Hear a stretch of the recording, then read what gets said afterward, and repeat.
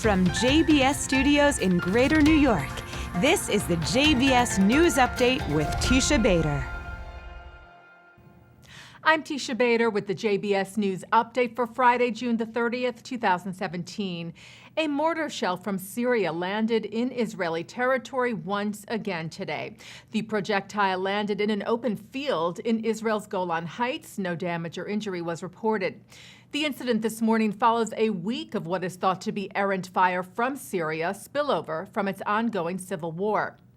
Israel's Air Force retaliated today, striking the source of the missile fire.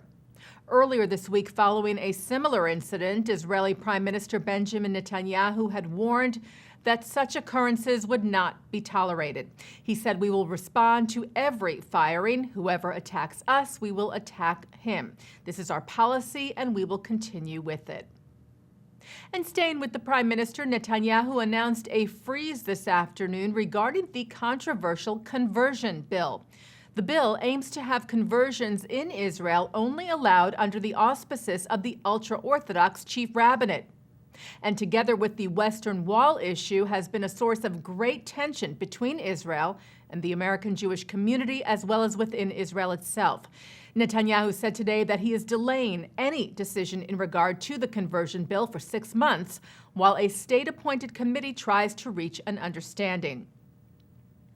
As he departed Ben Gurion Airport this morning, Netanyahu referred to the crises of the wall and the bill and his efforts to resolve both issues. He said, "Harmony within the Jewish people is important to me.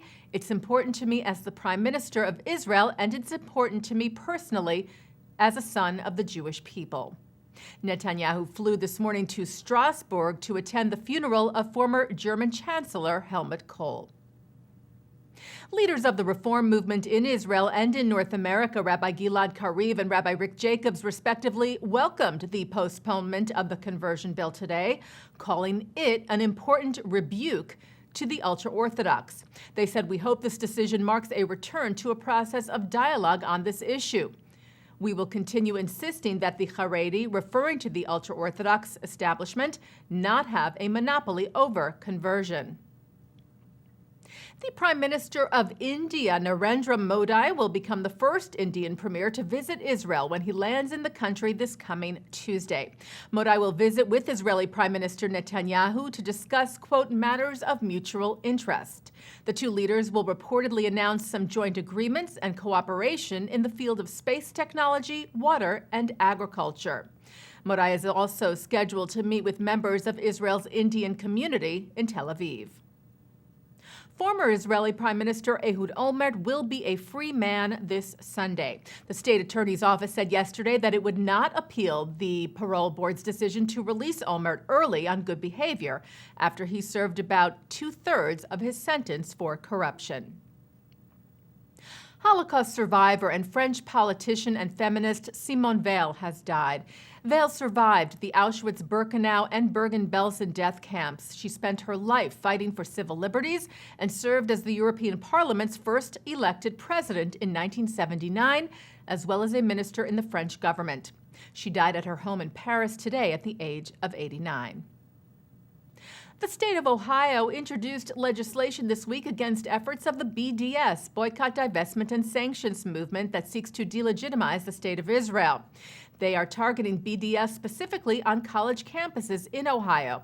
State Representative Andy Thompson introduced the measure in the General Assembly on Wednesday, which condemns anti-Semitism and specifically confronts the growing threat of BDS on Ohio state campuses.